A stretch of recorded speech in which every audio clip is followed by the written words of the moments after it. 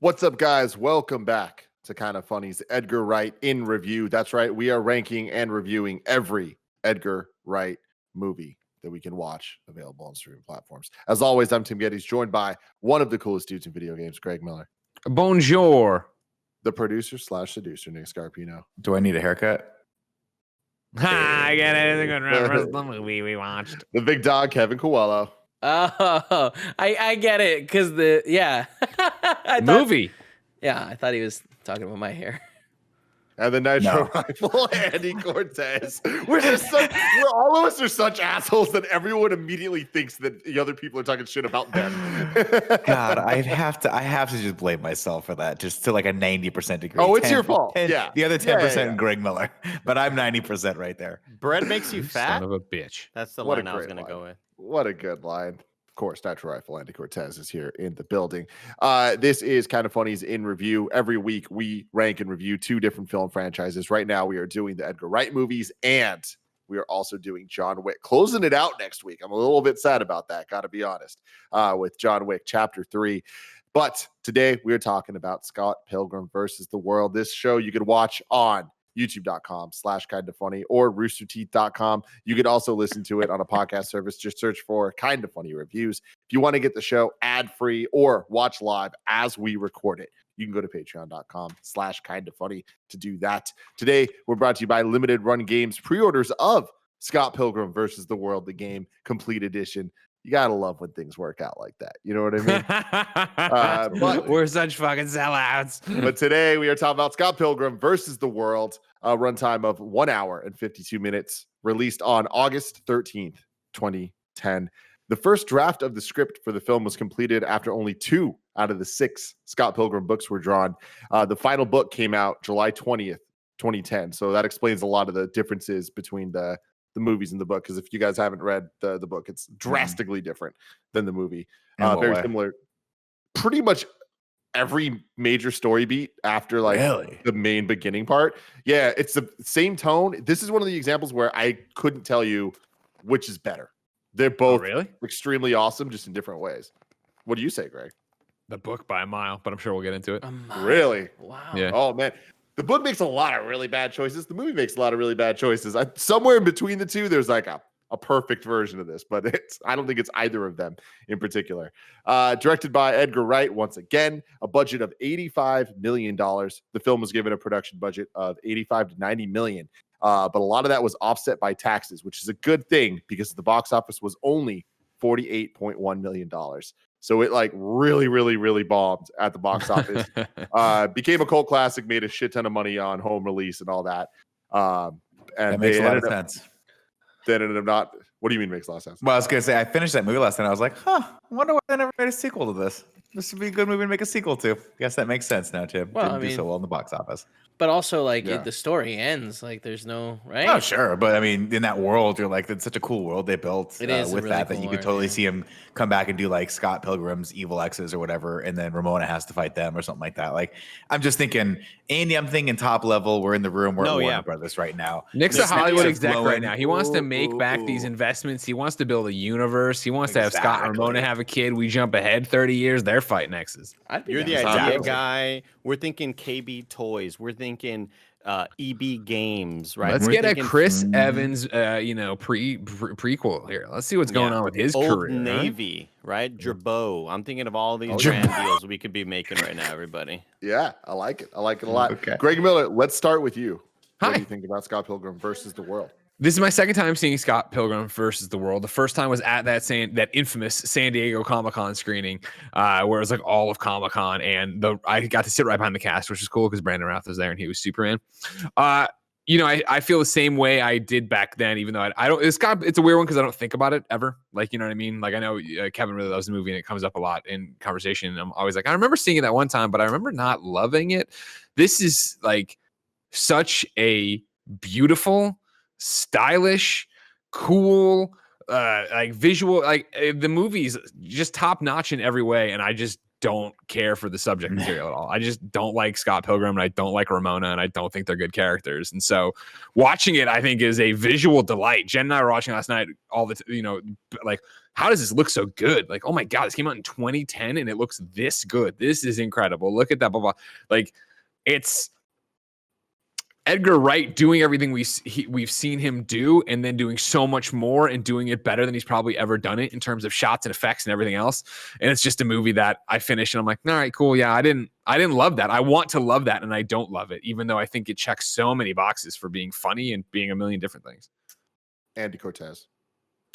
Upon watching it, I just kept thinking to myself, I wish it were anybody but Michael Cera. and I think Michael Cera is supposed to exude this lady killer, and I just don't think he's that. Like, look at him. He's not a lady killer. And immediately I go to, what if this was Zac Efron playing a dick that's a lady killer? That's a believable lady killer, because I think Zac Efron's obviously a much more attractive dude than Michael Cera. So, like, I appreciate the dick parts of Scott Pilgrim and how he needs to better himself and eventually have that sort of character turn where he understands why he's been wrong and why he's been an asshole his whole life. But the whole, like, you know, you've been wooing a bunch of girlfriends, I just don't believe. It's not believable to me with Michael Cera. That being said, agreed with Greg. Obviously, it's watching this movie is sort of one of those things that it's kind of it felt like a dream come true to see all these video game things being put into a movie and done really well. And I think it's all about the tone and the humor and the jokes, and all that stuff works. Or in any other movie, when The Rock is going in the first person view in Doom, it doesn't work because the movie's just shitty, right? But with Scott Pilgrim, it just has that writing style. It has all of the wit and humor and the quick line delivery, and it's very musical, just like, you know, Shaun of the Dead and Hot Fuzz, where I appreciate it for all of those aspects. And I still very much enjoy the movie. I just think I liked it a little bit less this time around, and I think that's just because I hadn't seen it in a while. Kev. Yeah, I mean, I love this movie. Like, I was watching it yesterday, and it's like I got into the comics when they came out, and I remember the last one came out right around when the movie was going to come out. So it was like a mystery of like, how will everything end? And I understand that, like, these are a lot of broken characters that they kind of gloss over, like their faults, and yeah, they don't grow too much, but they do grow, I think, enough. But I love this movie, and I think still now it's my favorite comic book adaptation. They got so many of the things right, you know, that, like, it's so much is incorporated into, like, video game culture and all this other things that are kind of like massaged into the comic that they were able to portray in such a cool way. Like, how cool is it when he, like, punches people and it, like, pops up, like, in the power, like they turn into coins. Yeah, it's Kevin. I was about to mention real quick that I didn't read the comics, but I know that there had to have been a lot of moments of specific lines that were read out in the movie that were probably from the comic, that when you watch it you go, oh, that's cool, and you have a little bit extra appreciation for that.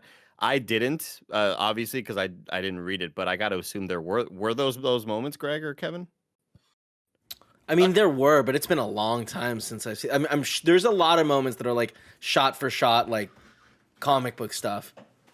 I just think the movie feels so quotable, Tim, that I got to assume so many of these lines are from the comic book. Like, they feel some lines seem so random and out of nowhere. It seems like that's straight from the source material. Well, some of them are, but that's what I was kind of alluding to earlier, where the book and the movie are very different, where they use the medium they're in to kind of tell the same story, which results in different uses and different, like, dialogue and, you know, different characters kind of being in place for others or saying things that others would, because it works better in that medium. And so a lot of it, whereas normally we watch comic book movies, we're like, oh man, this is exactly that scene. With this, it's less that, and it's more like, oh wow, this is an extremely well thought out version of what that scene would look like in a comic or what that scene would look like in a movie. I think a good example of that is the fourth Evil X, Roxy. Like, when she first comes and they're like in that, like, not alleyway, but like the snow covered street, like, that is entirely a recreation of the Ninja Gaiden opening from the NES game. Oh, that's cool. That's very cool. It's like, that it looks very similar to the comic version, but it's actually not a reference to the comic. It's a reference to Ninja Gaiden. Got it. Right. So it's things like that. All the Zelda sound effects I just loved. It just makes me. Yeah, am I crazy? Was Zelda song in the beginning of it, or at some point they're playing like the fairy mount? Yeah, when he's walking around. Yeah, there's a bunch of different Zelda sound effects. The Link to the Past boss theme, like intro plays for a bit. But one cool thing about the Zelda stuff is that Edgar Wright had to go to Nintendo, obviously, to ask for the shit because Nintendo usually doesn't play nice with this shit. And he straight up said, like, look, guys, it's like a nursery rhyme to a generation. And he showed the scene they were going to use it in. And Nintendo was like, all right, cool. We'll That's awesome. That's awesome. That's really cool. Well, I wouldn't expect it from Nintendo. I poured some water. I fucked up. I'll be right back. Yeah, I totally agree, Greg. I was kind of surprised by that. And I was wondering, what lengths they had to go to in order to get the rights for it or whatever, because I just know how Nintendo can be. And sure enough, credits are scrolling by. I'm watching, all Mario and Zelda sound effects provided by Nintendo. It's really cool. There's a part of me that just thinks we're going to start seeing sparks and then like smoke coming out from underneath the desk with Tim. He is running around like a crazy person. There's something right onto it. Jesus. Is his tower that close? Is that right? I think it is. He's very scared. I've never seen Tim move this fast in my life. He doesn't move this fast ever. Yeah. Oh, he said I dropped my water. I thought he said I forgot my water. There's a lot of like he's good. He's back up. Like all the electrical stuff's right there. Good recovery, Tim. Good recovery. Proud of you, Tim. You're not dead. We were worried about it though. No, he's muted. Yeah. Go for it, Nick. This is the second time I've seen this movie. I left the theaters and I had very much a similar feeling to Greg, where I thought the movie was fun to watch, visually stimulating, had some good laughs, but it was mostly form over function. It was very, very stylish, and I kind of left remembering, and I think I even said it on a podcast last week where I was like, I just don't think the Scott Pilgrim character is likable at all, and it makes the movie hard. Second time around, I actually liked him a lot more, and I do think there was more of an arc than I gave it credit for the first time, right? And I think I was specifically a little hung up on the fact that he was mistreating knives, and I still think that's kind of horrible, but by the end of it, I realize how kind of flawed Ramona is also, and it's really their story together that he's learning from. I just don't think they 100% nailed that arc, and I don't think they 100%. I think they could have pushed it a little farther. For instance, like all of his friends always tell him he's an asshole, but he never really suffers any consequences other than quote unquote dying. But then that doesn't really feel like it's a real consequence because it's a video game and he has an extra life that we already saw. But other than that, like to kind of rebut what Andy said, like you nailed it, right? Zac Efron would have been hilarious in this, but there's just something so utterly charming and disarming about Michael Cera. And I think that's why it works as him being a lady killer, because Ramona's annoyed with him the first like few times she meets him, and then he just gets in there because he's this like cute little puppy dog thing, and you end up just wanting to take him home. Greg Miller from Kind of Funny.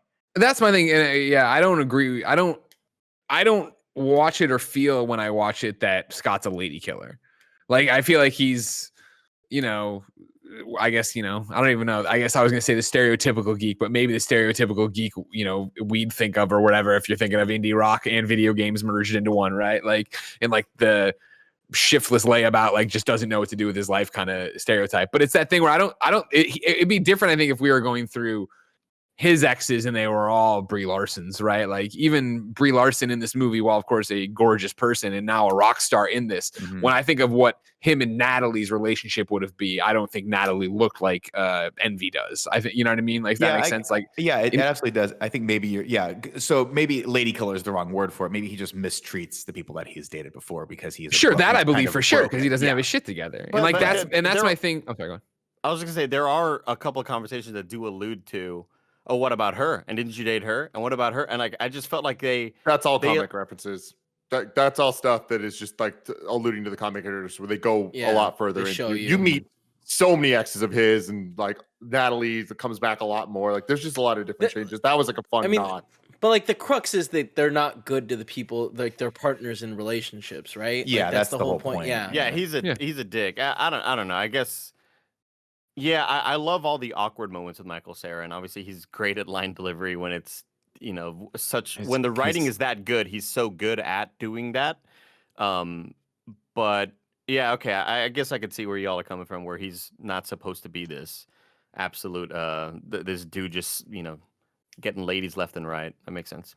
I take it less as he's a lady killer and more like what I really like about this movie is it isn't just dependent on video game references or music references or Toronto references. It's kind of all of those things together creating the world of Scott Pilgrim. And I think that stuff is like he's kind of a big deal in those worlds, right? He has a band. It plays video games. He like is kind of known in the Toronto, knows all the cool Toronto spots. It's like I think girls like him because of that, because he's in all the cool spots of this world, right? And I've seen this movie like 10 times. I absolutely love it, but it has so many flaws and it is problematic as all shit. And I just think that I love this movie not because of Scott Pilgrim or Ramona. They are just two of the many, many, many characters in this movie, played by such a fantastic cast. Like specifically, you know, people that weren't necessarily such a big deal. I mean, like Chris Evans wasn't Captain America then. You know what I mean? Like freaking Anna Kendrick was Not pretty Anna much Kendrick, nothing. She was just like a side character in Twilight, right? And Aubrey Plaza, like the list just goes on and on. And on. Brie Larson, like it's insane the people they got in this movie. Brandon Routh, put some respect on the name, all right? Absolutely, man. Like there's just such constantly there's characters being introduced that are just like, oh, that's Fran cool. Mirabella. Put some respect on that. They put him in, yeah. Thomas Jane pops up. Punisher, come on. Oh god, that was so the vegan police scene. I forgot that was in there, and I was like, this is so good. Yeah, the line of her mentioning he's vegan, like I'd fucking died. I was laughing. But but it's just a bold face, like he's vegan, therefore he's better than you. Yeah. and then when he dies, and the vegan police in the background are like caught in Michael Cera's slow-mo and they high five. It's like that. It's those moments to me that make this movie fucking fantastic. Thoroughly entertaining. It's what it's about. Like opening with Universal, like the 16-bit style, like video game opening. It was just like, okay, cool. We're setting a tone and I'm obviously fucking here for it. But then it's like, it starts off, we get the little prologue bit of like, oh, he's dating a high schooler. Immediately Scott Pilgrim is dating a high schooler. A scumbag bad guy that we're not rooting for, right? But then they start playing music and that opening scene is just, it's fucking rad as all shit. And it's like, all right, cool. I guess this, like, I don't really give a shit too much about like this type of rock music, but they're committing so hard to it that I'm like, I'm in. I'm totally in. And I am all about this world. And I want to see every single thing you have to offer. And I read the comics going into it. So getting to the first Evil X, the fact that the first Evil X fight is a musical Bollywood battle, I love that because it's like, that's Edgar Wright being like, fuck it. Like, we're not going to give them time to like, build up and just have a basic fight and then keep growing. It's like every single fight is going to be insanely ridiculously intricate and unique, focusing in like paying homage to a lot of video games we love, but also all of them fitting into this battle of the bands idea that they have going on with all the other plots. Like this and trying to get very signed. masterfully done in so many ways. And it's just like, yeah, at the end of the day, Scott sucks, but like, I don't think that really matters that much for what this movie actually is. Having said that, the second half of this movie, like I do wish it was its own movie. Like this should have been two movies. And I understand that they couldn't have done that, but they speed through the X's so quickly that it just means nothing. And then we're left with Scott making decisions that feel super empty at the end. I mean, like the funniest thing about the end of this movie is there are two different versions. And if you look at the special scenes on the Blu-ray or whatever, it's like there's an alternate end where he just ends up with knives. And it's equally like, wow, okay. I guess that's how it ends. Yeah, like, and I think pretty dumb and rushed. I think working off that, one of the things that I wish they had done was push the character a little bit more. Because to me, he's in that weird nebulous area where because it is Michael Cera, he's so likable. But you really should hate this character at some point because he's making very, very poor choices. But instead, I don't know. Like part of me says he's unsympathetic. The other part of me says he's so unbelievably charming because it's Michael Cera that I'm going to give him a pass. But what I wanted almost this character to start off with was like Bill Murray from Scrooged, where he's just an asshole and he just is totally abusing his power and he's totally abusing the fact that he's in this band to like get these girls and this and that. And then as you subtly start peeling apart those layers, it's because of the past traumas that he's become that. And then through his actions with Ramona and fighting these exes and he sees how they've mistreated her, he gets to a better path. And I know that's in there, and it is in there because I've watched the second time. I specifically watched. I was like, I want to see where this arc goes. It is 100% in there. It's just they don't push it far enough in either direction for me to love the character or hate the character. I'm just kind of middle of the road with them, and unfortunately, that means by the time we get to like the third or fourth X, I'm like, I don't care about the fighting so much anymore because I'm not 100% invested in this character. For me, it's like, and I know again that I'm with Tim, honestly. And then that's the thing is I don't hold even, I read the graphic novels when the movie was coming out and I wanted to do it. And at launch, the final one wasn't out, right? The movie beat the final book out. Is that correct? Do I remember that correctly? No, Other way around? You're wrong by a little bit, but okay. The caveat is you saw it because you saw the Comic-Con premiere. So you saw it before the book came out. Thank you. There you go. My thing always with the books was, and again, I don't have them on a pedestal. It was similar, I think, in just a way. By the time I picked up these, it was 6 books, right? Or 7 books. Mm-hmm. So it must have been like, I was 6 or number 5, where I went through and just marathoned them all out. But the reason I think the books are far and away better than the movie, and again, the movie's a visual stunner and funny and everything else and great music, I think, personally. It's my cup of tea. But it's the fact that the end of this movie, as we just talked about being rushed, and the crux of Scott becoming, in quotes, a likable character, right, is I think our definition of when we talk about this always of like, it's show, don't tell. And they tell us, right? Where it's like Scott dies and literally Ramona's like, maybe it isn't me you should be fighting for. And he comes out and it pulls out, Scott's learned the power of self-respect. And it's like, did he? And sure, he goes through and does the immediate apologies to everybody else, blah, blah, blah. And it's just like, this feels completely unearned. Where in the comic book, I remember it being actual growth throughout the books of him getting a job and him moving out and him having to actually become an adult, seeing all that happen. Whereas they showed me there, right? In the movie, they just tell me he's figured it all out and then really don't show me. I think the strongest ending for the book or the movie should have been he ends up with neither of them. That he is like, you know what, I got to work on myself. I got to figure this out kind of thing instead of I'm going to go start a new life with Ramona or start a new life with Knives. Because I really appreciate at the end, Knives learning the lesson of like, and it could just be a line, but I believe it, right? Of her just being like, I'm too cool for you anyway. And it's like, yup, Knives has been on this journey as well to get to the end and be like, you know what? You are kind of a weirdo. I'm 17 and you're 22. Like, I am cooler than you and I don't need to worry about this. Having said all that, I'm glad he wound up with Ramona at the end. Sure. I feel like I didn't know, not for any reason of like, for real reasons. Like I feel like that made sense. Cause I remember someone saying that there was an alternate ending where he wound up with Knives. And I was like, that does not make any sense for this character. Ramona, obviously a contemporary of his, they both have those similar life experiences. And like, I just feel like when he goes away with her, I'm like, you guys are going to have a better life. I don't work believe on they're this going together. Yeah, I don't believe these characters are going to have everlasting love, but I do believe that for the 2 years where they make this relationship work, they will learn from each other, they will grow, and they will move on. Where if he were to wind up with Knives, that to me represented regression in his character. So I'm glad that I remember watching this in theaters the first time being like, wow, you've just been such a dick to Knives that he just runs off. But it makes more sense to me now that I have a little bit more life experience of being like, no, Ramona is the person you should be. That's the person you're gonna learn from the most. Also, let the high school person be in high school, for Christ's sake. Well, do you think that she breaks up with Neil, or are they still dating at the end? Yeah, no, I bet she breaks up with Neil.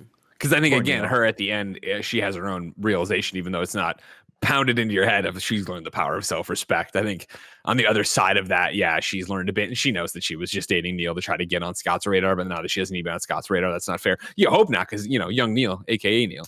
Cool dude. I didn't even feel like they were together at the end. I just felt like they had kind of like Knives and Neil. I didn't even feel like they were even a pair towards the end. He punched the highlights out of her hair. There's so much funny stuff to love. I love the line where she's like, "What do you play?" He goes, "Oh, that's a Zelda, Tetris, Tetris." And he's like playing with the DS. I'm like, that character, that guy nailed that role. Let's get to the plot. I wrote a song, everybody, for it. All right, let me know how the guitar sounds and everything, okay? Y'all hear that? Yeah. It's time for the plot. Let's hear how Scott is such a dick. Brie Larson's hot. This movie's even got Chris Evans. Tell us the plot, Uncle Nick. Tell us how Scott is such a dick. Now everyone knows. Everyone knows. Okay, you nailed the ooh. Didn't so much nail the everyone. I'm also gonna need you to Great. rewrite it. Well, I just don't want to be for, too loud. for Greg doing the plot, not Nick. That's okay. That's okay. No, I Nick freaked did out fine, for a yeah. second there. I freaked out for 5 seconds. I was like, "Oh fuck!" Was I could have supposed said, to do "Tell the us the plot? plot, Gregory." Yeah, I could have like split that up into. It was two amazing. syllables. Yeah, that was Can I- fantastic. yeah, Can I put one good in there? job, Eddie Cortez. Yeah, Go ahead. Go ahead. That was really great. Tell us the plot. Greg, you suck. Okay, Tell us that the works. plot. Greg, you suck. You fucking What suck. do you fucking suck? One day, Greg's just gonna fucking, you know what I mean? And I'm gonna deserve knock it. you the fuck I'm out. gonna deserve it. that was the best song you've ever done, Andy. Good job up until Oh, you turned thank it around you. to me. Welcome to Scott Pilgrim vs. the World, everybody. We open with the 16-bit Universal logo everybody loves, and then we're right into the crux of the issue. Scott Pilgrim is dating a high schooler. Of course, we're at band practice in the kitchen talking to all the different people there. Girl from Newsroom's there, what up? And you meet all the bands, and then Knives shows up, right? And we, of course, recap again because they want to wade into this very prickly issue of him being 22 and her being 17. They've done nothing. We're stressed to this several times. They've barely held hands or whatever. Thank you. So we're admitting this is super weird and fucked up. Okay. That what happens. Don't they make it a point to kind of be like, hey, this is you like mourning. The Audrey Plaza, I think. Aubrey Plaza, says- yeah. Aubrey, yeah. She's like, hey, like you are not handling this well. Like this relationship is directly connected to the fact that like you're still. Yeah, I forget. She doesn't say it's the rebound, right? But it was something like yeah. that. She goes, "No, this is the rebound." When he's like, Yeah. "I already had my rebound. I already had my rebound phase, and this is what it is, whatever." Yeah, and so there's the band, and they start jamming, and Knives is there, and then we get the amazing shot Tim was talking about, right, where they're playing, and we pull out, and we just keep going backwards. Fucking love that as you go deeper and deeper into the hall, so and then well get the done. actual information. We come back, Knives is blown away. She thinks it's amazing, and then we're just kind of into Scott's life, right? We are introduced to the rest of the characters too. He lives with Kieran Culkin. Shout out to Succession. Watch it on HBO if you're not already. So Come on, get your fucking shit good. together. When is It season sucks two? that there's a Kieran pan. Culkin. Yeah, of course. Just in general, he kills it in this role. Kills it. In And this role. also, yeah, Wallace is a character. Fucking so awesome. I love Yeah. him. Not- This is not- so many funny parts. Not to be confused with Rory Culkin, who I confused him for in Signs. That is That's true. You right. did do that. You That's did do that. right. We So were very I owe excited Kieran about that, Culkin right? an Kieran, if you're watching, I apologize. You were in Scott Pilgrim and The Dangerous Lives of Altar Boys. And also, just to shout out what Blessing said during that science watch along, the Culkins are weird. Come on, let's not. Fair, We don't know fair. them. They're actors. We don't know their lives. Come on. So yeah, we're introduced to Wallace, like you said. He lives with Scott. They have one little bed on the ground they share. Wallace, they go around his apartment like he's got it together with his computer and all the stuff that Scott has, except the lame kissing girls poster that, of course, every college dorm had when I was growing up. I had that poster. You had that poster? Of course, he course Which I one is did. it? It was in the Ant House at one point. I remember. I forget who Kissing hung it. girls? but- Yeah, well, it's I think it's called The Kiss, right? It's The Kiss. Yeah. Right, And they're wearing black and white. Jordans. Yeah. They're wearing Jordans. Is that no? Oh, You this- had Charlie's Angels. I don't remember their a bunch. legs. Yeah. No, Yeah, there's two versions of it, of the kiss. They're both Okay. two women kissing, but one of them they're wearing Jordan 11s. the one I'm Okay. thinking of, Greg. They're on their sides. Yeah, up the one down. that's in this movie. We're because introduced of that, that Scott sucks Mhm. and he has nothing and no possessions and no job and he lives there pretty much rent free or whatever with Kieran Culkin. And then Knives comes over, or no, they go to pick her up at school. Then Kieran Culkin fucks off and Scott and her go on like their usual dates they do, where they go to Pizza, which of course is the Canadian Little Caesars. They go and they play DDR and they're really good at it and they're simpatico as they do their little moves and roll around. They go to the record store where Aubrey Plaza's character works to begin with. She'll be in a million different things. Somewhere in here, of course, we meet Anna Kendrick. I think it's when again Scott Pilgrim was dating a high schooler at the beginning, and then when Wallace gets mad at him, he immediately texts Anna Kendrick, who immediately calls So Scott funny. Pilgrim and goes, "That's So As funny. he's like falling Funny bit. asleep. yeah, really." Like, Well, how that's do not. you do That's a that? different. Yeah, hilarious Oh, was stuff. that Funny later? stuff. Was that later? Yeah, that's not the first one. That's when when he he comes comes home home drunk later on Got it, after meeting yeah. Ramona, I think, or having the dream about Ramona or whatever. But he has the dream about Ramona where she's out delivering her packages and she's skating through the sub-neural space network highway of his brain that she'll explain highway later. space. Whatever. From Mario 2. Okay. He wakes up. He's late to go meet, or he's supposed to take Knives to the library. He's late for that, and then he goes there and does it. And then as they're leaving, he sees Ramona delivering a package, thus setting into play the events of this here movie. I really love the Knives coming and being like, "Oh, it's 30. Like you're supposed to get me 30 minutes ago," and he goes, "How can I forget?" It's so sad, but his reaction's so good. Like, you know, the chemistry that, like, God damn it, what's the kid's name? Scott. Michael Cera has with everyone. Like, I'm not a Michael Cera fan. His face, his hair specifically in this infuriates me, and I know that it's a bit, but I just can't get past it. But infuriates me. The way he plays off with everyone, like the way that he interacts with everyone, I mean, it's Oscar-worthy acting. From Michael Cera. Wow. From there, they go to a party that night. The band does. This is where Scott finally meets Ramona. He does not do well. He talks to her, and he's a big old idiot, right? I forget what's he saying, because she'll say to him in the next thing. The The Pac-Man information. This is, She's like, and what's cool is earlier while he was on the date with Knives, we see the exact conversation going total opposite way, where he's like amazing. Where she's into it. Yeah. But he also, and the guy at the party is the veterinarian from Better Call Saul. That guy. Oh, he's also the guy in The Office. He's good. The IT guy, right? IT guy, yeah. Yeah. I love that dude. Yeah, he's good. She blows him off or whatever. He comes home. This is where Wallace comes home drunk, and he's like, "I fell in love with this girl. Did you break up with the other girl?" No. And that's when he texts Anna Kendrick before it's even done. He passes out.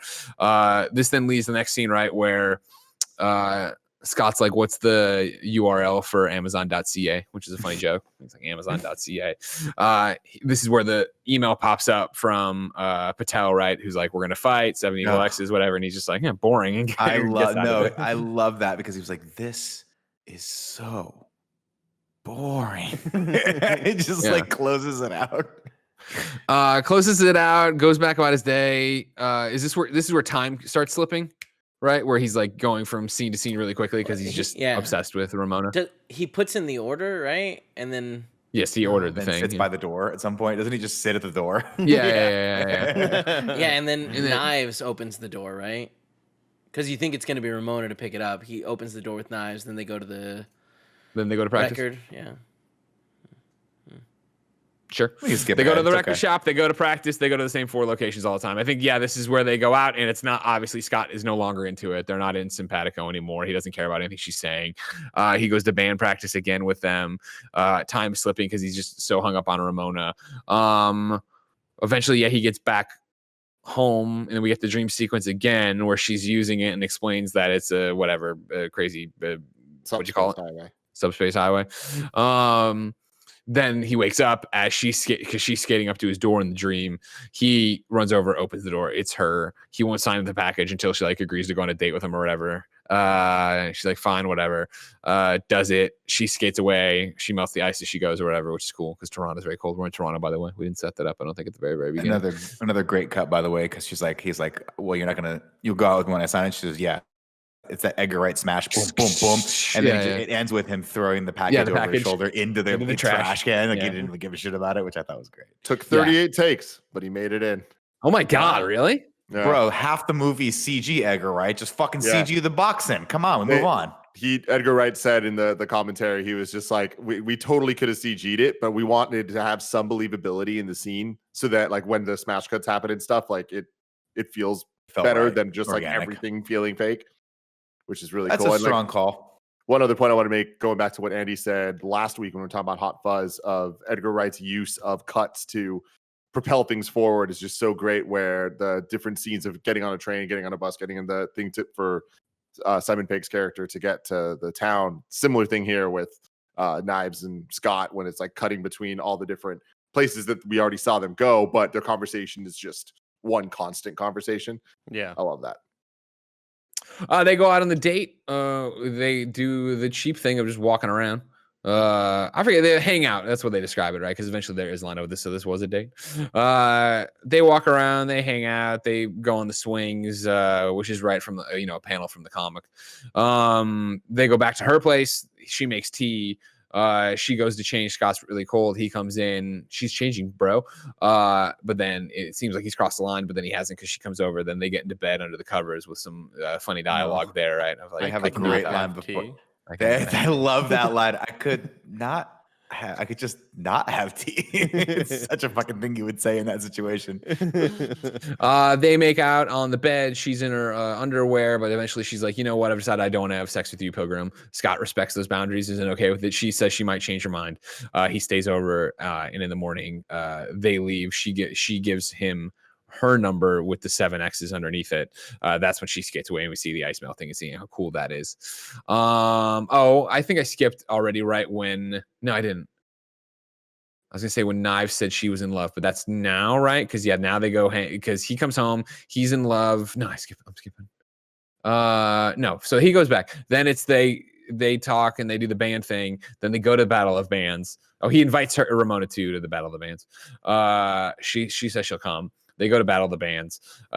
This is when, and of course, there's a whole thing. If they get through Battle of the Bands, they get a record contract. They're there. Ramona shows up. He's overwhelmed because she actually came. That's really cool. Then Knives shows up there too. This is where they start talking. He panics. He runs away. He runs backstage. The other guy, what's his name? The lead singer. Steven Stills. He's freaking out because he's jitter. Scott's kind of tries to get him back on it. Kim, of course, is over all this bullshit. Young Neil's just being young. Nick Scarpino, kind of funny. Yeah. I'm sorry. We gotta stop, guys. I know it's Friday. I know it's late, but the wig on this lead singer is just—it's too much, Tim. It's just too much. Hit the song, Andy. Is it a wig? I don't know. Wigging out with Scarpino. I can't be the only person on this planet that noticed this guy's wearing a hairpiece. Which right? one? Like Chris, Steven Stills or the other guy? The lead, whoever the lead singer of the band Sex is. Bomb? Yeah, Sex Bomb. I feel like he's wearing a wig. Also, Chris Evans clearly wearing a wig. Also, Mary Winston.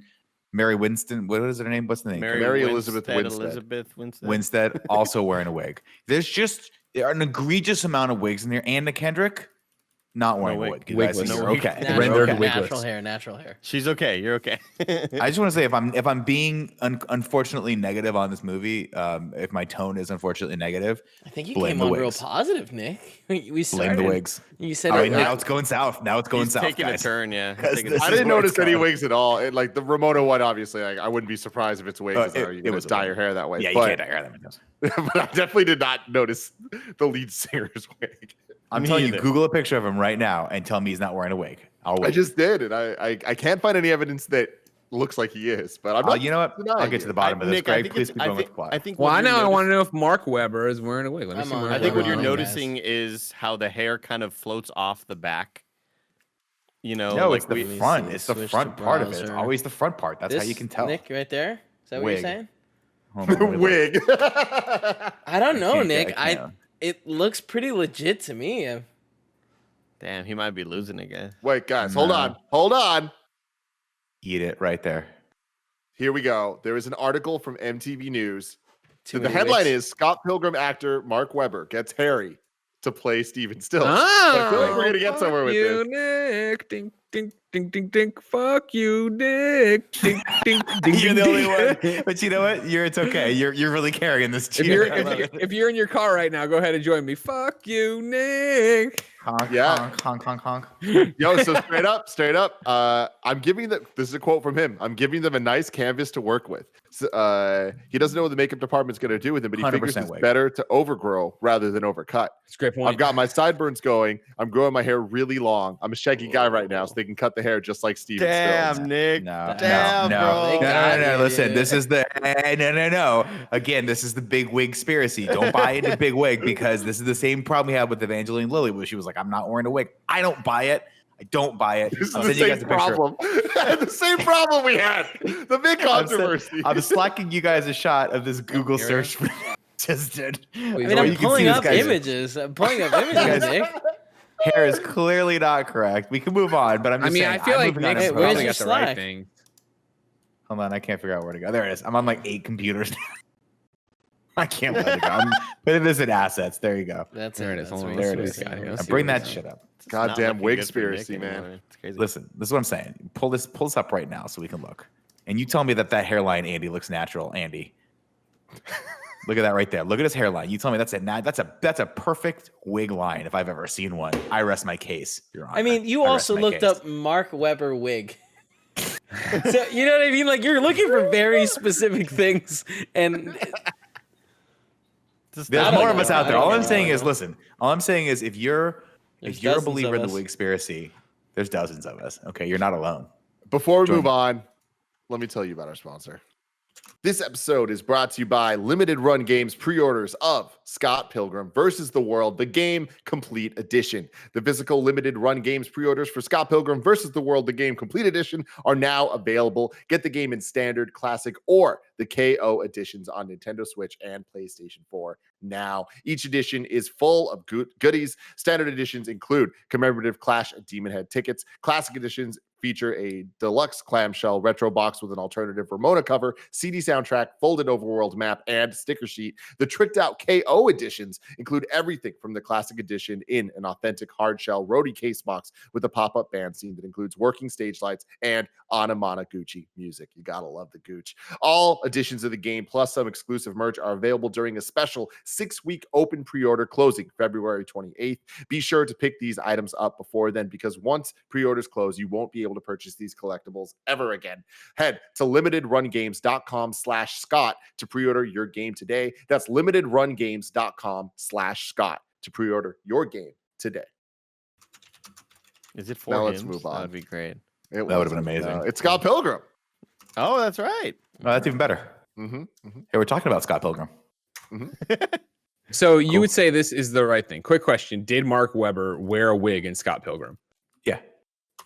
I have sent it via DM to Edgar Wright. We will see if we get a response during the Thank show. you. Thank you. You're welcome. No problem. No problem. Gosh, could you imagine?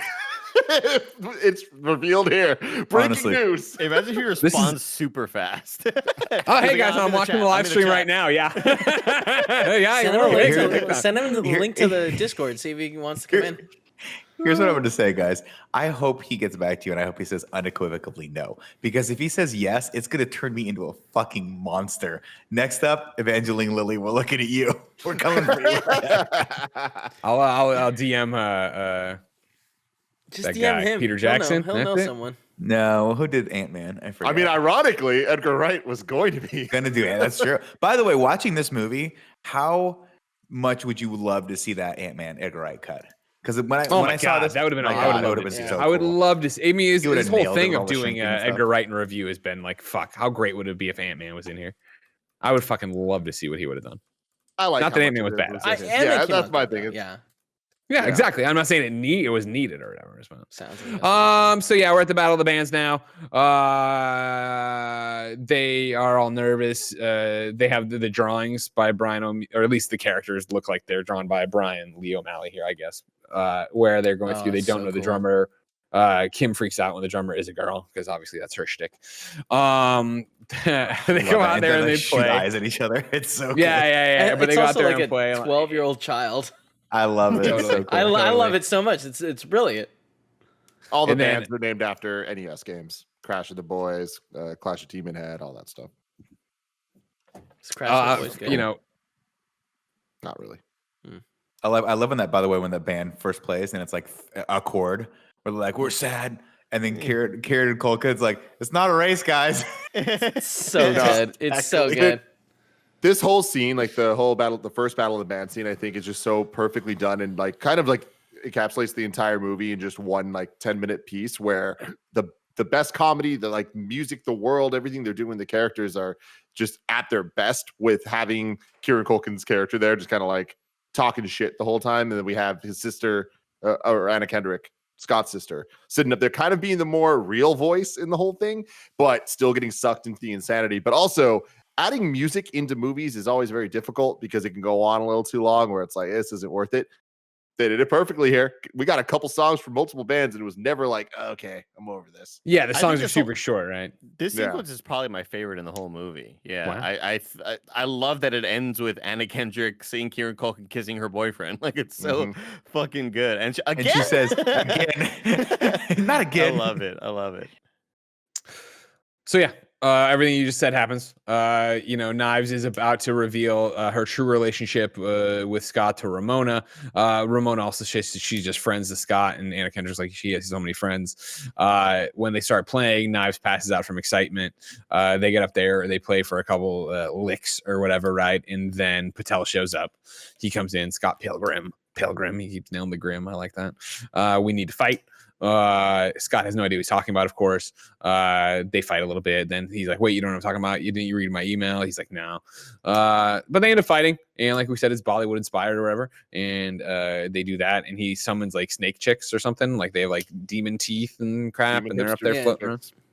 I They look love like her they're from reasoning. I Field. love her saying, we were in high school and it was just all the jocks were after me and he was the only non-white guy in school. Like it's such a, like, I don't know. I love that little weird line of dialogue. Like we were taking on the world. And then they show that, I guess in that moment, you're not really sure what this universe is about until she talks about it and says, yeah, me and him just took them all out. And they show like this little animatic fight scene. And you're like, oh, they can actually like fight in this world. Like, what is this universe? It's so bizarre. And then we obviously see she talks about Matthew Patel's powers, and then that's all revealed. It's in a really cool way. I know we've seen it Scott. once.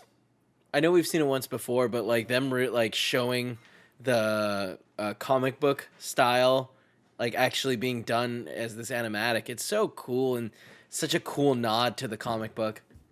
Some of them are from the comics, and some of them are original for the movie, which is pretty cool too with the comic stuff. And all the music is done by like actual musicians, which is why it's so good. And the different bands are based off of real bands. So the Black Sheep song by Metric, like Clash of Demon Head, are based on Metric. They do the song.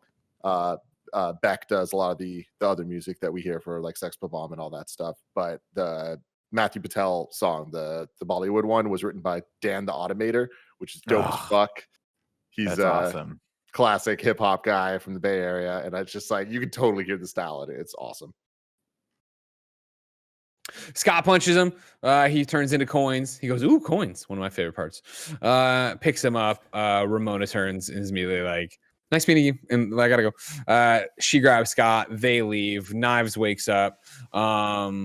On the bus ride home, Ramona explains to him that, to keep dating her, he'll have to defeat her seven evil exes. He's like, oh, I got to beat your ex-boyfriend. She's like, exes, which is a fun joke throughout the way, all the way to the reveal. She's like, do you understand this? And he's like, so we're dating? Yeah, go ahead. During this part, as she's talking about the backstory of the exes and all that stuff, if you look out the window of the bus, all of the bokeh effects, so like the camera stuff where it like blurs the lights in the back, the lights are all X's. Oh, that's as cool. They're going, and then once like they start talking about their relationship, they all turn to hearts. No, very That's neat. really cool. Yeah, the X's pop up a lot too. Like I feel like it was Jason Schwartzman. Like the reflection in his glasses is an X. Yeah, It's really cool. Really cool how they do that stuff. So animated. When they're walking When they've got it down to 5, there's them walking the street with a bunch And of it's like all the illuminated X's yellow behind X's them. behind them. Yeah. I like that a That's lot. cool. I like them a lot. So Scott comes home the next day, right? This is where he walks in, he's in love, and he's all happy, and he changes, and Kieran Culkin's making bacon, and he's making it for Anna Kendrick's boyfriend, and he's like, Kieran Culkin's like, Scott Pilgrim's like, you can't be here tonight because I invited Ramona over for dinner, so you have to get out of here. And he's like, you can't do that until you break up with Knives. I command it. I decree it or whatever. He said. Then he's like, oh, I don't want to, but he's gonna do it. And then Kieran Culkin was like, well, it'll be a big deal for me not being around because I'm gonna go see Chris Evans. I'm stalking Chris Evans, and he's filming a movie up at the castle tonight. So I'll do that, and you can break up with Knives. And Scott's like, but he agrees to do it or whatever. So then him and Knives go out. This is where she does the I'm in love thing, and he like does the push it away. He breaks up with her. He crushes her. She's got that like dark black background, just black background behind her. I love the way they do that. So tight. But now he's free and clear. He has Ramona over for dinner. What he's gonna make is garlic bread. That's his meal he's gonna make for her. This is where she walks in with the blue hair too, right? Yeah, and he's like, Yeah, you and he changed your freaks hair. out. Yeah. She's fickle. too impulsive for me. She's too crazy for that. Oh no, I guess that happens at band practice. They're at band practice. So she comes over. She has blue hair. Also, Steven Stills had been like, no more girls at band practice, no more girlfriends at band practice or whatever. He's like, of course not. They play for like 2 seconds. Then she shows up.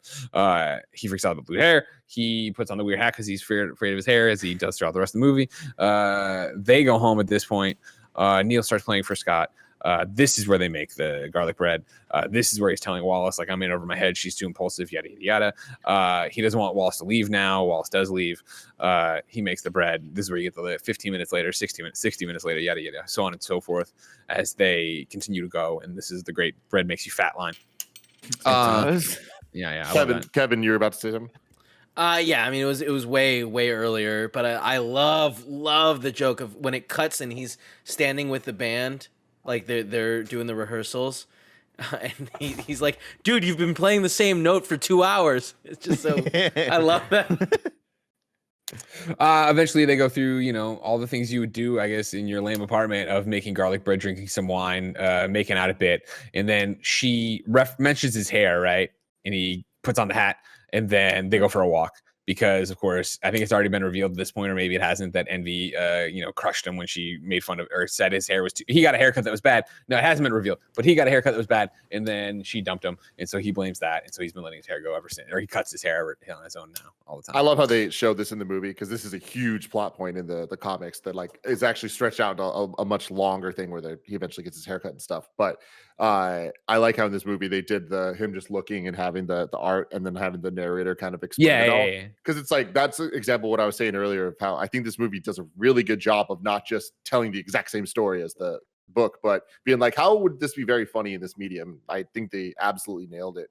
A second ago, we saw the Seinfeld music play when they came. Yeah, that was great when he slides back in, and with the laugh track and all that stuff. And I remember being in theaters and just like dying at that, like thinking it was so fucking funny and like clever and unique because we haven't seen that type of thing before. And then shortly after, when we get the Chris Evans scene, the Universal music plays. It's just like, this is fucking awesome. Yeah. So from there, right, they go on a walk, and she's like, "You didn't just take me on a walk in the cold so you can wear your stupid hat." No, he's like, "No, I just love walking."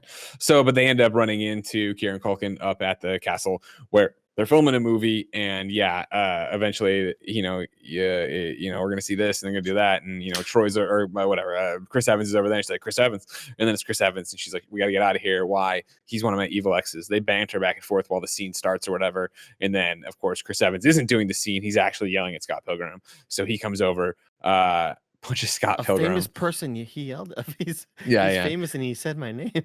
He comes over, he knocks down Scott Pilgrim, then turns to Ramona. "How are you? How's life?" He seems nice. I guess that's after he threw him, actually. But after the first punch, when Scott Pilgrim was like, "Can I have your autograph?" Like, I love that's great. This whole scene's funny. As he gets his stunt doubles to fight. Actual stunt doubles. They're all of them are actually Chris Evans stunt doubles for various That's fantastic. movies. Why do you need so many? That's crazy. Yeah, I was like, that's crazy that Chris Evans was that big to necessitate 8 stunt doubles for his movies. Because up to this point, he did like The Losers and that weird movie with Anna Faris. Fantastic Four, right? Fantastic Four 1 and 2. Good point. All right. Great movies. Let's never see back on Michael Chitless's career.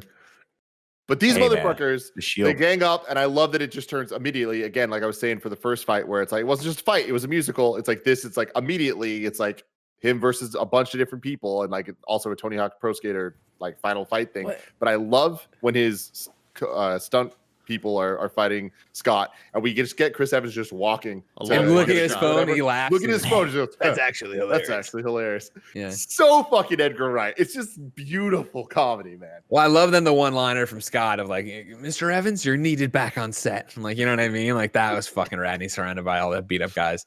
They fight a little bit more, and then eventually he gets knocked. Thingy? Yeah, he's like, I'm a skate brand. thingy? Can you do a thingy? A grind? Yeah, can you do a grindy thingy? He's like, "That's fine. There's girls around, there's cameras." All right.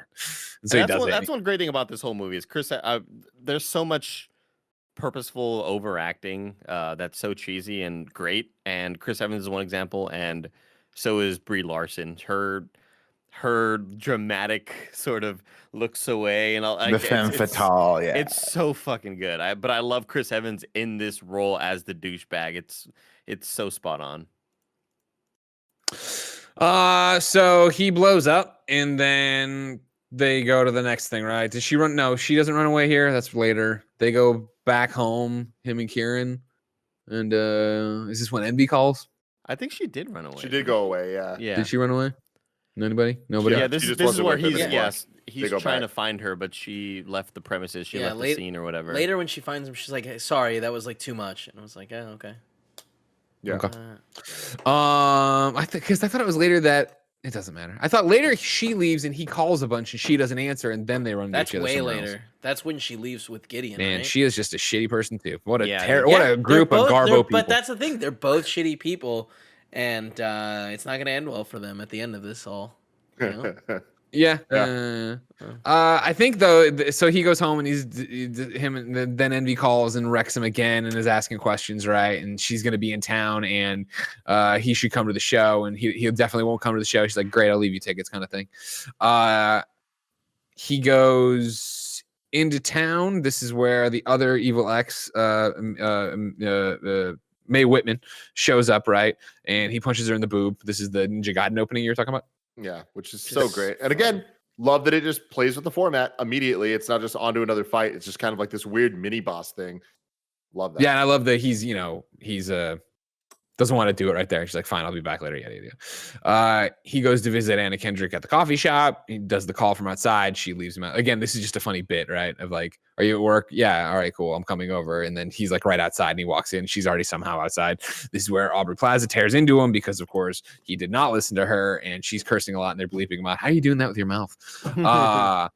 And then, Ramona's right there, I guess. That is the thing we were talking about of like, sorry, that was too much for me, I guess.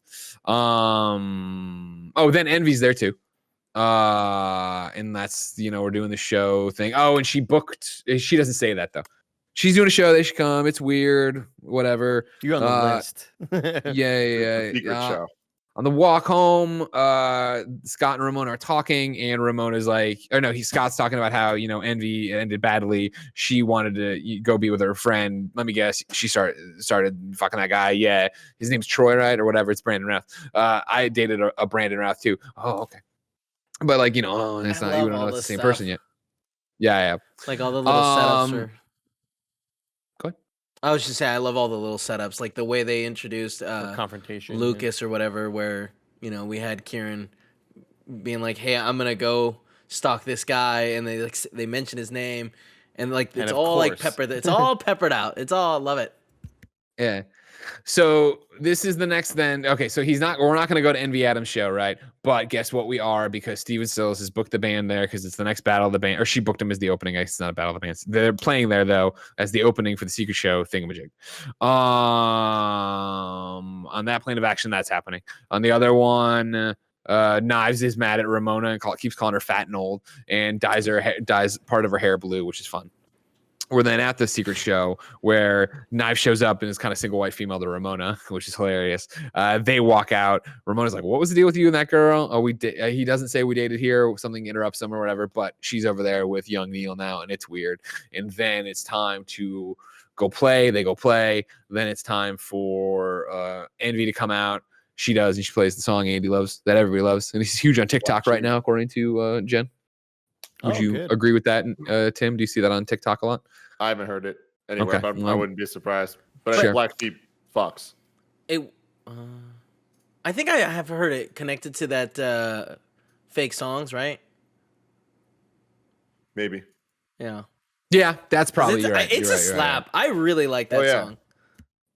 And so after the show, Envy invites everybody backstage. They all go backstage. It's really awkward and uncomfortable. This is where we're introduced to Brandon Routh's character Todd, who is vegan and he's better than everybody, and they banter and bicker back and forth for a little bit.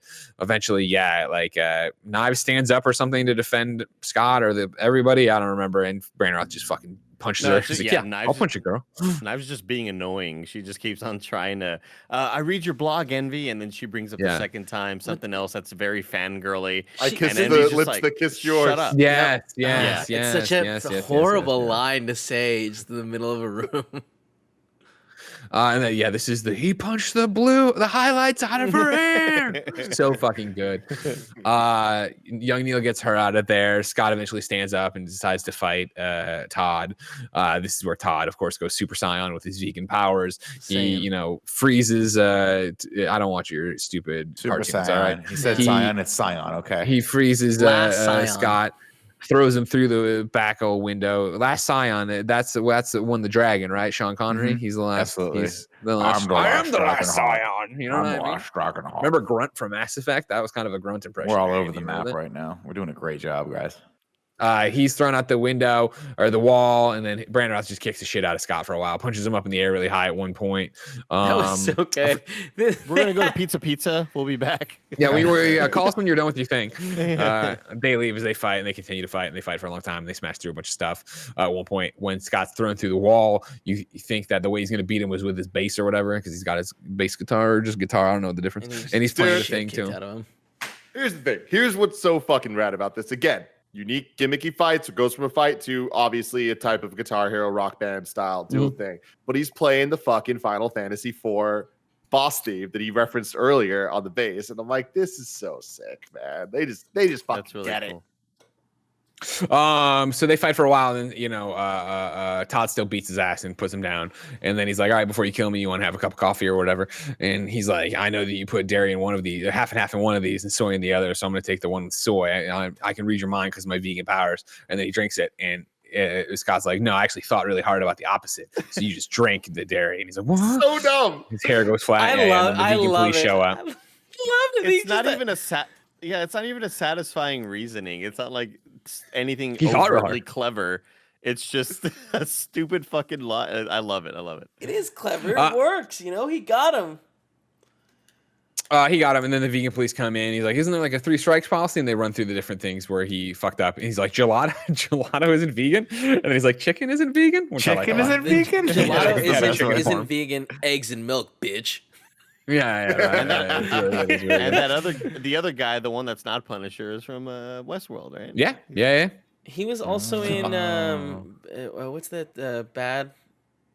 Bad Boys? No, not Bad Boys. The movie with Michael Cera and the other kid. Super They're in bad. high school. Super bad, right? He's the guy's like, I can get you alcohol. No, that's the guy from Brooklyn Nine-Nine. Yeah, that's right. No, I think this he's right on guy, that one. this Excuse me, guy I'm sorry. played Bucks. It's embarrassing. shit, dude. He played the fucking gangster in 187. He was terrifying in that movie. He's in a bunch of good stuff. He's been Like, in a he's like one bunch of of those shit. character actors Yeah, you he's see in a character bunch of actors. stuff. Yeah. He's definitely in a movie that we've reviewed here that we said, "Oh, he's the guy from Westworld."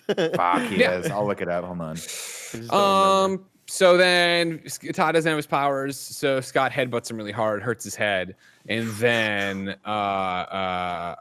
tries to make nice with Envy, kind of like, I'll water under the bridge. She's like, you just headbutted my boyfriend into coins, and he's like, well, you fucking broke my heart and insulted my hair or whatever. So he leaves. They go to Pizza. There's this. Do you want to go to the after party? Both Scott and Ramona don't want to go, but it's that thing where if you want to go, I'll go kind of thing. So they kind of end up egging each other on into it, even though Scott is not in a good place. They go to the after party, and Scott's being a dick here, right? Like he's losing his grip on it. He has to keep fighting people, and he's kind of throwing it in Ramona's face. And What have you dated everybody in here? Sort of thing. Yeah. is that? I think that might be after the Mae Whitman shows up here in a second. She shows up to fight. Scott won't. Well, originally Ramona goes out there. She's going after him. She pulls the big mallet out of her handbag, like in the comics, like in the video game, which apparently sponsored this episode. Shout out to This is my favorite scene in the movie. I totally fucking love it. It came out of left field for me where I didn't see this coming, and the way that they shoot it, her grabbing the foot and kind of slow motion, the verses comes and it's Ramona fighting. Yeah, all that shit's sick. I think it's the most interesting visually actual fight scene, like with the different weapons being used. Sherry. Well, And she's using that cool belt sword, and then like so when Ramona's fucking cool. crazy mallet gets thrown outside and smashes into the ground. That stuff. So the sound effects are fun. Like all of it, I just think it's the most well choreographed actual fight scene. But what was cool too is it surprised me in the movie because in the comics there's a scene a lot earlier that's Knives and Ramona fighting at a mall. And when that didn't happen, I was like, oh, this sucks. We're probably not going to see Ramona fight. But seeing her do this, I was like, this is fucking excellent call. Eventually, Mae Whitman's like, fuck off. I'm saying it is Mae Whitman, right? Mae Whitman. Yeah. I keep thinking every time you said, I think Meg maybe. Whitman. I keep thinking maybe too. Yeah, maybe. Real quick, Andy, the one of the vegan police was the detective from.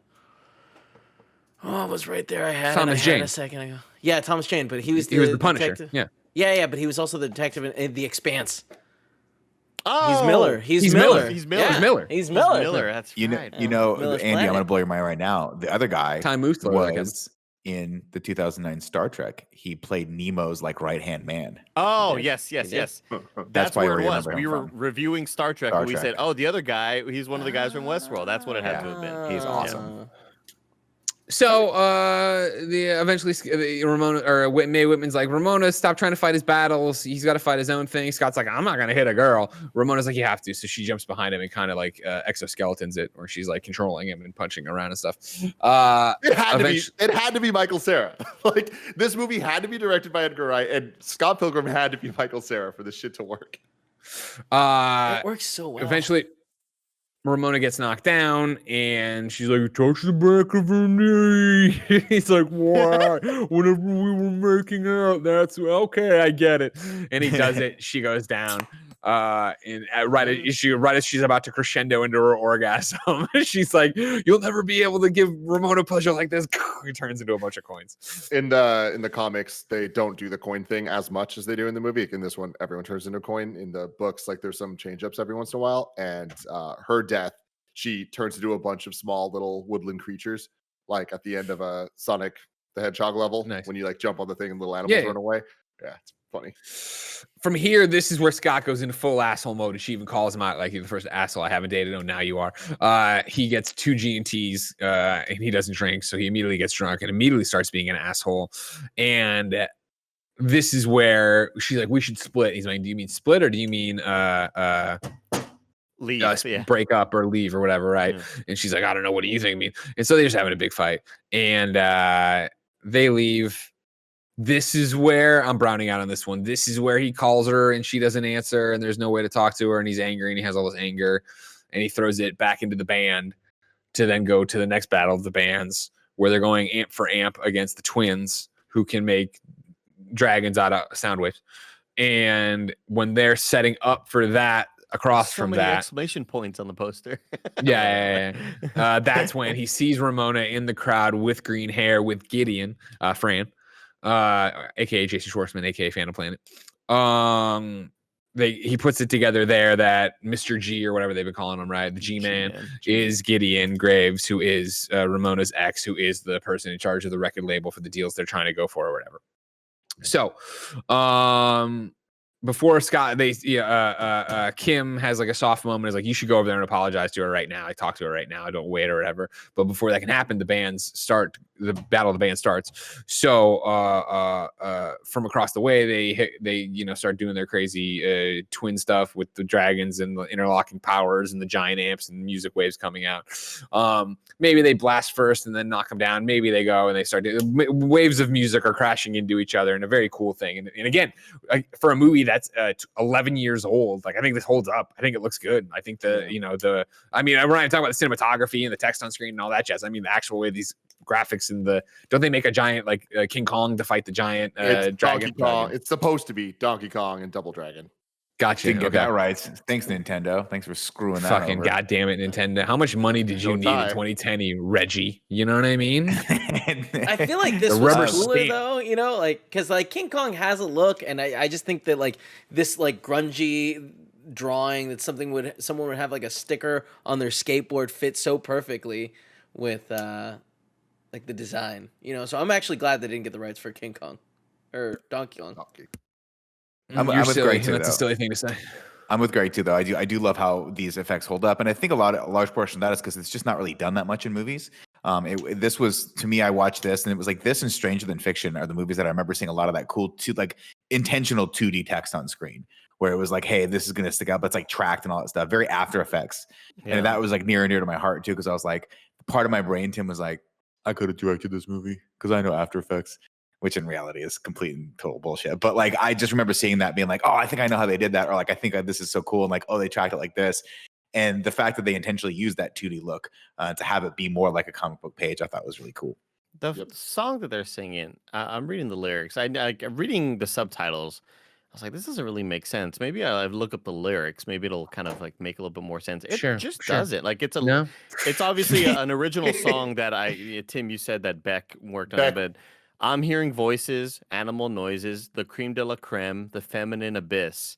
I'm reaching my threshold, staring at the truth till I'm blind. What is any of that? Like what? So It's about sex. Everyone playing the music in Everything's about in the movie, they actually were playing the music and stuff. So like even like Brandon Routh and stuff learned how to play bass to do this. And there's some scenes where that's not Pilgrim true. Was playing bass, but so that's the thing is Michael Cera's really good at it and had to dumb it down because all the other people in Sex Bomb weren't trained for that. I would have never guessed that. He looks like so helpless. And that was he plays a riff at one point though. When he plays like the Ramona song, he can actually play. Yeah, when he plays the guitar, I could definitely tell that. But the rest of it, I was like, he looks like when, what rapper was it? Lil Wayne that tried to pretend he was playing guitar? Yeah. That's what it reminded me of. I love that Tim immediately knows. Tim's like, I know exactly. I'll never forget Prom Queen, man. What the Rebirth era was very scary and sad. Rough, yeah. But to go back to this, Andy, the Beck who wrote the music for it, like literally gave himself like 48 hours to write all the music for the stuff because they're like, we wanted to make it like very, very, very like it is punk rock shit. Like that's what it is. This song's been in my head forever. I liked it. It was a good one. I like the soundtrack to this movie, even though if the lyrics don't make sense or are nonsense or whatever. So yeah, they beat the twins. Hooray! All is well. Ramona leaves with Gideon. Scott Pilgrim gives chase, runs into Knives, but runs around Knives. Also, I think I've totally skipped it at this point, but Knives' obsession and being like a obsessed fan, like the window of the band practice and shit. All that was hilarious. Yeah. They get outside though, and he confesses. He finally lays it out to Ramona that he's in lesbians with her, and all this stuff. And she's like, "Okay, great. I think we should break up. I'm leaving. I'm going back to New York with Gideon or whatever." Is this where she shows she has the chip, or was that? I think it's later. She just touches it. We kind of see it. She touches it. The Under My Thumb song. He has this control over me. Yeah. This is the part of the movie, like, super to me is just like we needed. The movie should have ended, and this should have been a second movie because, like, so much of it is just condensed and just like boom, boom, boom on to the next, which is fine. Totally. It's serviceable, but again, my problem is it's not like the comics solved this. Like the twins in the comics were more fleshed out, and like they kind of sucked, and like they kidnapped Kim at some point. Kim ends up making out with Knives. Like, there's a lot of bizarre choices. We get is that when we get the Kim backstory and like. Because that story that he says, where he jokes to with Ramona, where he's like, "I had to fight 100 people, and then we got there. There was a giant guy. Like that was real, right? Yeah, in the comics, yeah. Gideon rolls up and is like, "You lose, I win. I'm sorry. It's okay though, because if it wasn't for her, then I wouldn't have done this, and we wouldn't have done that, and we wouldn't have been together, and yada yada yada." The band rolls out, and Gideon's like, "You guys crushed it though. That's the good news. Like." I want to sign you all to a record deal right now. We don't even have to finish Battle of the Bands. You guys win. Scott's like, under no circumstance will I. Everybody else signs it. And even when he's like, you can't do it without me, young Neil shows up with the bass and signs to be part of Sex Bomb under the Gideon Graves contract. The band leaves. Gideon leaves with Ramona. They all go. And we get a dejected Scott down on his luck. He, hangs out with Anna Kendrick for a little bit and talks about that. He goes home, and this is, where Wallace is like, you have to leave. And he's like, I know, but like also, Ramona dumped me and the band's over. He's like, oh, that sucks, whatever. While he's chilling at Wallace's place, he gets a phone call from Gideon who's like, hey, we are throwing this soiree or whatever, some party for some reason. You should come to it or whatever. He says something shitty about Ramona too, because she's there. And he's like, are we together, babe, or something like that? And she's like in zombie mode. Scott then decides he's gonna fight for it. He goes down there. yeah, no, he goes down there. This is the funny thing too of like, what's the password? Whatever. What's the password? Like they both are just they let him in or whatever. They get in there. Sexpo Bomb's there. They have sold out. They're up there. Basically unleashes as well for all intents and purposes. Getting to the top of this pyramid with Ramona there. He's like, Scott Pilgrim. Ton of Earthbound references here. The Chaos Theater that they're playing at is a place from Earthbound, and just like a lot of designs of stuff is from Earthbound, which is cool. Wait, Tim, quick question for Tim. The Gideon's plan, like in the comics, it's way more convoluted, right? He was like trying to form like the perfect in the comics. It's essentially Final Fantasy VII, where like it turns into a final boss fight. Wait, hold on, Nick. Does that mean anything to you, or because like I'm fucking blown away by that statement?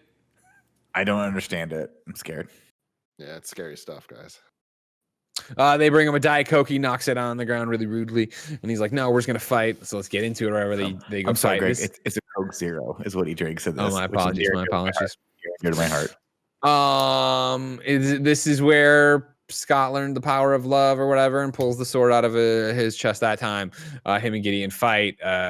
Knives shows up. Well, I mean, there's a whole bunch of stuff. Kim does we are Sex Bomb. We're here to sell out, and they. Scott kills a whole bunch of people in a really fun action scene that's turning everybody to coins. Eventually getting to Gideon to fight Gideon a bit. Then Knives shows up to fight Ramona. This was the Ninja Gaiden part in the movie. Was the Gideon introduction when they first start fighting, and we see the widescreen gets really small and all that stuff. Whereas in the book it was with Roxy. Gotcha. And so there's a fight here, and they're brawling, and then Scott, is dimed out for cheating on Knives with Ramona, and then Ramona's like, well, you cheated on me then too, and he's like, well, not really. He has a shitty answer for it. He's being a shitty person or whatever. You weren't wrong. Yeah, exactly. Yeah, how so? You weren't wrong. What a good line. Gideon is there then to fight them, and Gideon in the beginning, he's ass kicked for a while, right? And then Gideon takes the cane and like pulls it out like a sword, then jumps on it, which is fucking reference to DuckTales on the NES of Scrooge McDuck, the way that he would, and Shovel Knight as well, like the way he jumps. It's great. But eventually, I forget how, whatever. But like Gideon gets the upper hand and stabs Scott through the chest, right? Well, yeah, they defeated him kind of. Like he passed out, and then Scott's talking to someone, and he comes up and stabs him from behind through the heart. Right. He dies. The thing I skipped, but we already talked about too, is that when he was getting off the stage at Battle of the Bands against the Twins, he grabbed the one up and says, "I'm getting a life," which is a great line and really played in the trailer and the movie. Anyways, he goes to the desert place where he's there. Oh man, this sucks being dead. And Ramona comes through and he's like, "I was fighting for you. Maybe you should fight for somebody else." And then Scott, remembers the one up, and we see him getting it again. He hits it, he uses it, he comes back. Very video game. He starts at the checkpoint right at his house or whatever. Then we see a very fast motion of him going through all the things, insulting everybody. He walks up to them rather than say the passwords and shit. Gets in there, does the thing, pulls out the thing. You've learned the power of self-respect. Fights everybody, calls Knives out early to say don't do that, apologizes to Knives and Ramona for cheating on them both. Says, I think is this where he apologizes to Kim too? This is why he makes his amends, right? He walks in immediately, looks at the band, and he's like, "You guys are better off without me, Neil. Great job. You're better than me, or whatever." Yeah, exactly. And then proceeds to clown everybody out again, do all that stuff, and this time he kills Gideon, right? Yeah. They team up. They do him and Knives. Him and Knives. They do the DDR thing against him. Great Right. Love that. With all the same sound effects, and the announcer of all the narration stuff is Bill Hader. Well, that's awesome. I know that. We know that. We know that man, right? That's right. Do we know Bill Hader? So yeah, they do the DDR thing. They fight Jason Schwartzman, aka Fran. There's he's got an 8-bit sword and stuff. There's all this cool effects going on and stuff. Beautiful effects. Ramona gets the final thing, right? She knees him in the crotch, knocks him down the stairs. Well, they do like the team up thing, because then like they knock him downstairs, but then they like knee him and he like flips. And then he gets like a really bad like onto his back, right? Like crack on his back. I love the glitch effect when he's on the ground, sort of in pain, telling them, you fucked up. Yeah, it looks really cool. Yeah. Yeah, coughing up coins or whatever. He dies. He explodes into coins. Lots and lots and lots of coins. Just falls all over the drums. Like everybody's like, "Fuck." Yeah. And there's the great Steven thing of starts picking up the coins. exactly. What about our So- contract? She's like, this is our contract. He starts putting it all into like a shirt and stuff to get as much money as he can out of it. It's great. It was real money, real Canadian coins. Yeah, Jen was pretty stoked when throughout- they showed it. Yeah. throughout the entire movie. Anytime there's coins, they're real coins that they were using on set and stuff. And for this scene, there was just a shit ton of coins, as you saw. So many of them were real, some were CG. But when they were done with this scene, they were like, "All right, guys, take what you get." Oh. And like everyone on set, just grab what you want. I from like the floor. the Money's yours. idea of Michael awesome. Cera That's just like awesome. trying to get as many as possible. Like I could see him going way overboard. And so then, yeah, we've won the day. We're over. We're in the Outback now. Not the Outback, but we're out back of the club. Or no. Yeah, right. Everybody's down, and then Nega Scott shows up. Negative version of Scott, right? Black and white from the game as well that he couldn't beat, and they all leave so he can fight. And then we get the cutscene of like the door rolling up and them coming out, being friends, talking about going to brunch together. Thank And God. he's like, "Yeah, he's a great but- guy, really nice." You know. Love That that. like I that's love how that. you what is it? Subvert Subvert expectations. Like that, yeah, everyone's like, oh, I guess one more battle. We need this right now. And then no, it cuts to a joke where it's like, oh, look, they're buddies. All right. Yeah, He's actually a really nice guy. Yeah. So we get the goodbye to Knives here, where they have a moment of like, oh, you're cool and I'm cooler than you though, so whatever, I'll be fine though. You should go after her. She's who you've been fighting for, because Ramona's leaving, by the way. Scott chases Ramona down. She's like, oh, you chose me. Yeah, I chose you. Like, let's go start over together thing or whatever. And there's the door from earlier with the star on it or whatever. And they walk into that and open it up and go through it. And that's Scott Pilgrim versus the World. Ramona. I forgot how the song goes. It's just it's a yeah, little close song. I need to enough. learn the tabs for it. It's a cool little chord progression. Everybody. You got the chord progression for a little haiku and review. Oh, I do. Yeah. One sec. Hold on. Let me see if y'all can hear this. This will be fun. Let's see. 7 syllables in. No, you don't hear that, right? I hear you said 7 syllables How? in You Right, had yeah. it working, Andy. Oh, Kevin, here we go. I got Alright. it. Ready? Y'all ready for this? Y'all ready for this? Bum, Ready? bum, bum. Is that it? Is that the 7 song? syllables in the middle. the middle. Oh, I hear it. You need 5 for the first and last line. If you're not poetic, no need to fret it. Haikus don't need to rhyme. Haiku in review. Haiku in review. That Dude, was amazing. It really was amazing. Yeah, Thank it was you for good. that, Good job. Andy. Yeah. Figured It out. was just broke ass enough to be awesome. Yes. Wait, are you not gonna use the other music you did? Because I like the sound Fucking of that use stuff. that forever. Use it forever. Yeah, I could. I don't know, Kevin. It's a little bit tougher, dude. I I'll do it liked right it, here. I'll do it though. right here. There you go. I'll do it right here. You go to patreon.com/kindafunny to write your review in haiku form, just like Nadia Morris did. No vegan diet, no vegan powers for you. It's milk and eggs, bitch. Miscellaneous says Knives thinks that Scott rocks, but it's Ramona he stalks, dreaming of pink locks. 3 fights in, Scott's fried. That's when Roxy would arrive. Came so hard, she died. Finishing this quest, pulls That's how we katana all from wanna his go. chest, lays G-Man to rest. I'm liking these Yeah, sets that's really of cool. haikus. Yeah. Those are Good good. job, Those are good. guys. Bumbleboy Wonder says best 3D movie, best video game movie if they qualified. Best 3D movie. It's a weird thing to say. It's I'm gonna also tell you that not a right video now. game. It's like, it's not inspired by video games, so I don't think it qualifies as a video game movie. According to our sponsor, Scott Pilgrim versus the World from Ubisoft, it is. Pen 15 writes it Oh, and thank says the woman he woos has 7 evil X booze. Level up or lose. Foos. Oh. Booze. That was gonna be fools. Yeah. Joe Merton says, Scott, bread makes you fat. Nick, please get Scott on keto. Yes, bread makes you fat. First off, he doesn't need to be on keto because Michael Cera's skinny as fucking all get out, which is annoying Yep, to me because he's that's also right. tall. And it's like, pick fucking one, bro. You can't be pick charming, one, skinny, yeah. and tall. Is he tall? Well, that's why And I'm gray hair, assuming- fuck you. That's why I'm assuming Zac Gray Efron hair. didn't get the role, because I definitely know that he tried out, but I'm also making that up.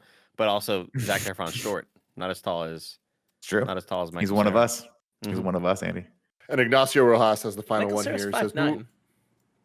who would have thought the best video game movie isn't based on one? And there you go. Dropped some fucking knowledge. That was good. That was good. Ragu Bagu time. Ragu. I fucking I can't love believe it. Amazing. What's up, everybody? Welcome to Rad Guys Talk Bad Guys, aka Ragu Pro Tag, where we rank the protagonists of the Edgar Wright filmography. Right now, the standings are as such. Number 1 is Nicholas, Angel, and Danny from Hot Fuzz. Number 2 is Sean and Ed from Dawn of the Dead. Where do we want to put Scott Pilgrim? And do you want to include Ramona in there, or do you just want to put Scott Pilgrim in there? We've been doing these buddy deals. We've been doing couples here. I think it's just Scott. Just Scott? Okay. For this one. I put him dead last. Is my ranking on him. I put him last as well, but it's not in like a dead fashion. Because at the end of the day, he has funnier lines and does cooler things than Simon Pegg does in other movies we saw. But I just really hate how this all ends. So I'd go last because of that. Wait, Yeah, I just put him because I don't like him. Like I like Sean and I like Nicholas. We're rating the characters, right? Protagonist. Yeah, okay. Yeah. I'd put him in the center. But, I mean, that's my opinion. It sounds like I've been outvoted. I would put him. You know what? I would put him in the center as well. Kevin. Thank you, Andy. Thank I you, would Nick. put him If in you the can center as well. flip for me. Nick, you have it'd so be much real helpful. power. Flip for me. For Nick. Scott Pilgrim as a protagonist. Remember all the He's growth, better than Nicholas, Sean Nicholas. and Look at Ed my as a eyes. Look protagonist. at my eyes. Remember all the growth and his He's stupid going dead hair. last. Remember all He's the growth going they dead last. tell you about and don't show you. Yeah. Yeah, Nick, he's going remember dead this? last, and I feel like it's because I just last. feel like the other two films nail the character arc so much better, and they nail that. What I think is even harder is the dynamic between the two main characters. And you know, Shaun of the Dead, you legitimately like think Shaun is a loser at the beginning of that movie, and by the end He's of a it, you're loser like, at the okay, end. he's shown a little bit more. He's shown a little bit more. And He same killed with all his Hot Fuzz. friends. Bro, they were zombies. had to, bruh. Kevin, if you and Greg come at He me didn't kill zombified, the zombies. He made a bad plan, and they all died. yeah, but the other person made a great plan, and all her friends died too. Everyone's Did dying they? in this Did town. they Kevin, actually we're all splitting die? hairs. Did they all die? Yeah, it's just her. Yeah, remember? I mean, She shows up. She's just like, because she's the at least only somebody one made there. it. You know what? You guys are It's up reading for too deep into interpretation. that. All I'll say is this: I do wish, and I think this is to the unfortunate detriment of the movie. I do wish they had given the character a little bit more growth and a little bit more shit toward the middle of it, so he could have grown more. So yeah, I think the character's got to go dead last, unfortunately for me. All right, then there you go. Your Ragu Pro Tag looks like this. Number 1, Nicholas, Angel, and Danny. Number 2, Sean and Ed. And number 3, Scott Pilgrim. Thank you. Ragu. Done, Bagu. You're Little roll-off. you're such a treasure, Andy. Well, 'cause I was about to go, Nick, I hear what you're saying, but what about this? Oh. Nope. This is the next year of our life, guys. I love it. I'm glad we're The here. next year of our life. Andy, to get us into the rankings, can you please hit me off with a little bit of Zombie Nation's Kerncraft 400? Whoa, whoa, whoa. Oh, Tim, it's not fresh in my mind. It's not fresh in my mind. Here we go. Here we go. It's not fresh in my mind, but I'll try it out. No. Oh, fuck. Oh, it's Jay. Hold on. Scott Pilgrim's dating a high school. I don't remember the notes. I can't. It's hard. Greg has been on every show today, and he is getting smaller and smaller in his chair as we go. And I just want Andy to keep trying. Just keep trying to fucking nail it. We'll hit it He eventually, wasn't on guys. Games Daily. Poor Greg's got a 3-hour charity stream after this, and he's just like, fuck. That's true. He does that later. It is time to rank the movies. Currently, number 1, we have Hot Fuzz. And number 2, we have Shaun of the Dead. Is that right? I'll open Dead it up. last. Dead last. You guys are idiots. This one's number 1. So much for the comedy. Is the story not as? I mean, no. I don't know. The growth isn't there. on Kevin the started down characters. that track and he's like, wait, it's going to sound like I'm not backing my own argument, it's so I will really- stop. like this movie is just funny. The editing is like this is where what's his face peaks. Like Edgar Wright. Edgar Wright. Yeah, Like, this from movie's a so visionary fucking from a amazing. visionary standpoint, I totally agree. And a with that. comedic. I disagree Andy. And a completely. comedic. I See, think this this movie- movie is all style, no substance. To me, the reason why I put this dead last, not because I didn't enjoy it, because I actually did enjoy it on the second viewing of And it. I don't hate it's it because to me, this is the least Edgar Wright movie in this series. So if you're putting this movie against other stuff, it's a different comparison. But compared to Hot Fuzz, and Shaun of the Dead, which are just almost perfect comedy genre movies, that you just don't get any better than that. It's got the cheeky British humor in it. It's got those cuts. It's got everything you need. And it's more importantly, it's got that dynamic between Simon Pegg and Nick Frost and Edgar Wright that you can feel both on and off camera. That just really, really works well for it. This movie just feels like he is, I'm sure it was a passion project for him, but it feels like somebody else wrote this movie and it wasn't them in a room having fun. And to me, that's why I have to put it last on the Edgar Wright list. If it was on a video game to movie list, it would probably be very, very high. I love this live comment from Nat Vu. Quote, "What's his face? The name is literally the in review." Lol. Hey, man, I'm trying to make an argument, all right? You guys can fill I in hear the you, bro. pieces, all right? These kids in the chat always give me shit about not remembering the names. It's hard. It's hard. And, Kevin, I'm with Andy? you, Kevin. So much of knowledge is just remembering things, That's all it is. Um, That's all it is. I will go last place as well. Yeah, I think I just like the humor a bit amount more in Shaun of the Dead and Hot Fuzz. When it comes to a visual perspective, I think this movie's more interesting just because it's my shit, dude. Like it's 8-bit, 16-bit video game shit all over the place, invoking video game UI into the real world. Like I love anything that does that, and the fact that it's done by a fucking genius like Edgar Wright, it's even better. But I think the humor and the stories in Shaun of the Dead, and well, not so much the story in Shaun of the Dead, not a whole lot happening there, but the overall dialogue, the back and forths there are a lot more interesting to me.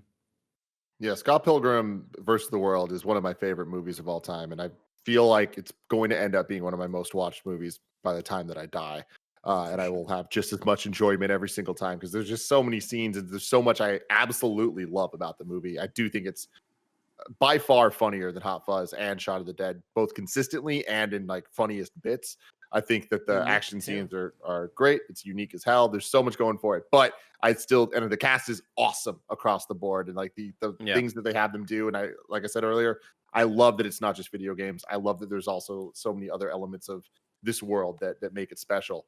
And I think that it is a very, very, very probably the most Edgar Wright movie because of those things. But I think that the story just doesn't add up of the main characters to the point that I'm like, when we're ranking these, I like to do it based on what I think is best, not just what I think is my favorite. So this would be last for me as well. Oh, you guys are terrible. So in every metric, it's like the best movie of the list, but like the story is not quite like there because the growth. I mean, the end sucks. I hate the end of this. Yeah, and ends matter a lot to me, man. It leaves a bad taste in my mouth where I'm like, oh. And like, what sucks is there's alternate versions that I like even less. Yeah. Well, I mean, I don't know. I think this is similar to Shaun of the Dead, where the ending is like, all right, did that character really grow that much, or did like just he survive and he just gets a better life because of that? And that's kind of what happened here, where except for there is growth here, like Scott Pilgrim grows, and yeah, they're not doing they don't do a great job showing you it, but like the character does grow, and I don't know, but the votes are in. Number 1, Hot Fuzz. Stop the count. Shaun of the Dead. And number 3, Scott Pilgrim versus the World. We will return next week with both John Wick 3, closing out John Wick for now. One day we'll get John Wick 4. John Wick. And we will continue Edgar Wright in review. Only 2 more left. We got The End of the World coming up. Is that what it's called? At World's End. At World's End. Yeah. Pirates of the Caribbean at World's End. Yep, coming that's up the one. next. Yeah. And then Baby Driver after that. World's End. Last Night in Soho eventually, but as of yesterday, just got delayed again to September this year. So yeah, we'll see how that goes. Till then, love you guys. Bye.